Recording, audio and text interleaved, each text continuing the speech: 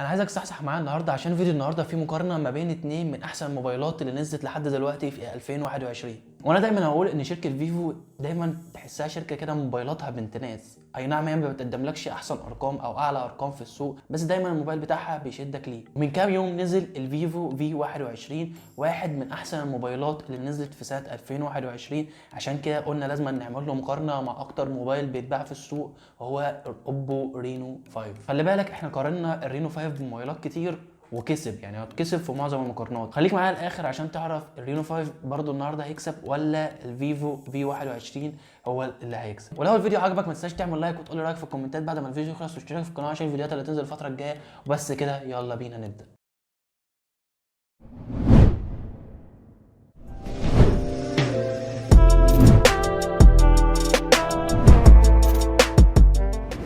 كالعاده المقارنه هتمشي اجزاء، واول وجه مقارنه او اول جزء هنتكلم عنه هو الديزاين. وهنبدا بديزاين الفيفو في 21.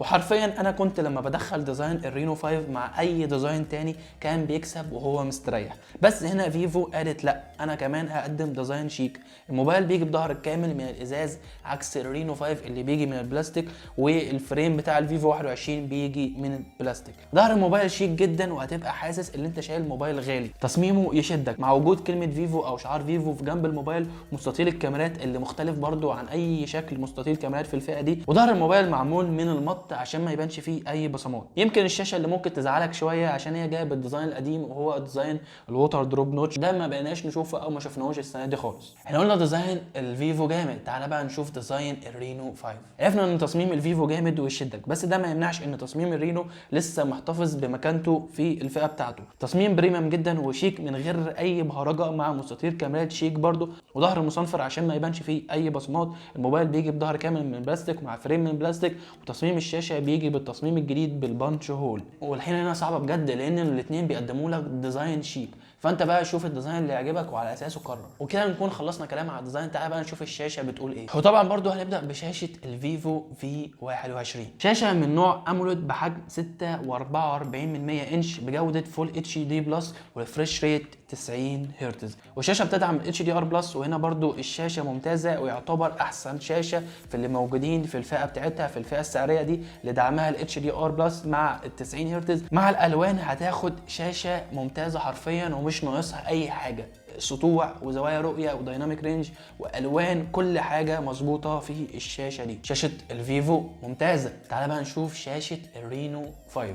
شاشه من نوع اموليد برضو بحجم 6.4 انش فول اتش دي بلس وريفريش ريت 90 هرتز. برضو الشاشه هنا ما فيهاش غلطه ومش هتاثر معاك نهائي زي شاشه الفيفو بالظبط، من حيث الوان ودايناميك رينج وسطوع بره البيت وكل حاجه. الشاشه هنا هتديك اداء ممتاز ومش هتحس منها باي تقصير، وده يحطنا في حيره لان الشاشتين دلوقتي قريبين من بعض قوي. بس انا هميل لشاشه الفيفو في 21 عشان الاتش دي ار بلس وكمان الوانها ممتازه ومظبوطه اكتر. تعال بقى نتكلم عن نقطه مهمه برضو وهي نقطه الاداء. الفيفو في 21 بيجي مع معالج من شركه ميديا تك هو الديمنستي 800 يو مع 8 جيجا رام و128 جيجا ذاكره داخليه، وده معالج اول مره نشوفه في الفئه دي. والرينو 5 بيجي مع معالج سناب دراجون 720 جي مع 8 جيجا رام و128 جيجا مساحه داخليه. وعشان نحسن نقطه الاداء بسرعه من غير رغي كتير، انا هديك الزتونه وهديك الملخص. لو انت واحد استخدامك عادي، استخدامك واجهه عاديه، مكالمات، فرجه على فيديوهات سوشيال، فيسبوك، انستجرام والحاجات دي، بس مالكش في الالعاب والكلام ده، فالفيفو في 21 احسن، والمعالج اللي هنا احسن، وخصوصا مع واجهه فيفو المستقره والسلسه جدا، فالفيفو 21 هيديك اداء يومي احسن من الرينو 5. اما بقى لو انت جيمر وبتحب تلعب كتير على الموبايل، بابجي بقى وفورتنايت والكلام ده، فالمعالج الرسومي اللي موجود في الرينو 5 احسن من اللي موجود في الفيفو في 21.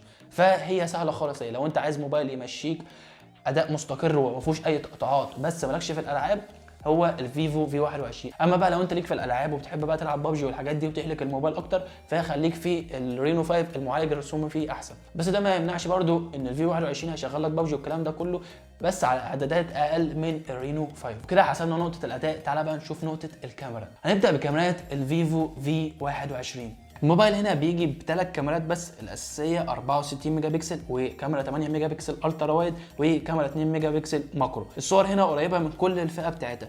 دي مش احسن حاجه ومش اوحش حاجه، خصوصا الصور اللي بالنهار. الصور اللي بالنهار قريبه قوي وتفاصيلها قريبه قوي من كل الموبايلات اللي موجوده في الفئه دي، بس التصوير الداخلي او التصوير في النايت مود الفيفو في 21 بيقدم لك احسن نايت مود موجود في الفئه بتاعته. وبالنسبه للسيلفي هيطبق عليه نفس الكلام. بالنسبه للنهار والتصوير في الاضاءه العاليه فهو زي بقيه المنافسين، اما بقى في التصوير الداخلي او في الاضاءه الضعيفه فهو يتفوق عن كل المنافسين. نقطه الكاميرات في الفيفو 21 هي نقطه مش ابهار بشكل عام، هي مبهره بس في حته النايت مود او في التصوير الداخلي. تعال بقى نشوف كاميرات الرينو 5. الرينو 5 بيجي باربع كاميرات الاساسيه 64 ميجا بكسل وكاميرا 8 ميجا بكسل الترا وايد وكاميرتين 2 ميجا بكسل، واحده ماكرو وواحده للعزل، والسيلفي 44 ميجا بكسل زي كاميرا السيلفي بتاعه الفيفو في 21. الصور هنا بالنهار فيها فرق بسيط عن الفيفو 21 في الالوان وفي التفاصيل، انت بتاخد تفاصيل احسن والوان احسن، كمان الدايناميك رينج وكل حاجه مظبوطه في الصور بالنهار.